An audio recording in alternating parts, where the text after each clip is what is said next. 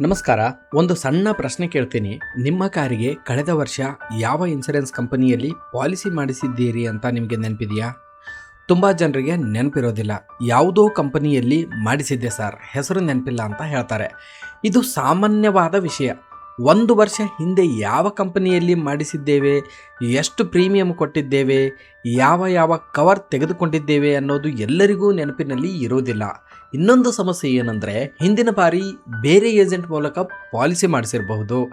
ಆ agent number ಈಗ ಇಲ್ಲದೇ ಇರಬಹುದು, ಫೋನ್ನಲ್ಲಿ ಸೇವ್ ಮಾಡದೇ ಇರಬಹುದು, ಅಥವಾ ಆ ಏಜೆಂಟ್ ಈಗ ಇನ್ಸೂರೆನ್ಸ್ ಕೆಲಸ ಮಾಡ್ತಾ ಇರದೇ ಇರಬಹುದು.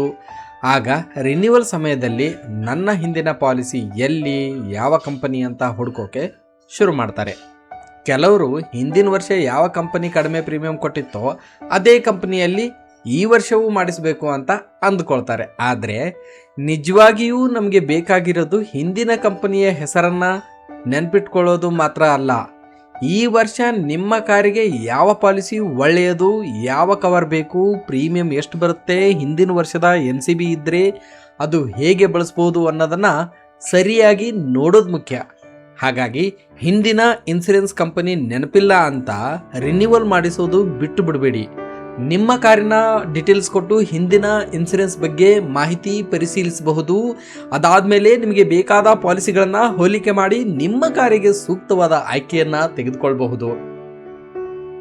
ಇನ್ನೊಂದು ಮಾತು, ಇನ್ಸೂರೆನ್ಸ್ ಅಂದರೆ ಪ್ರತಿ ವರ್ಷ ಯಾವುದೋ ಒಂದು ಕಂಪ್ನಿಯಲ್ಲಿ ಸುಮ್ಮನೆ ಪಾಲಿಸಿ ಮಾಡಿಸೋದು ಅಲ್ಲ.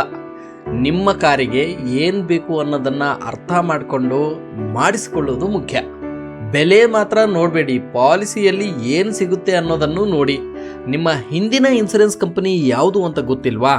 ಹಿಂದಿನ ಪಾಲಿಸಿ ಸಿಗ್ತಿಲ್ವಾ?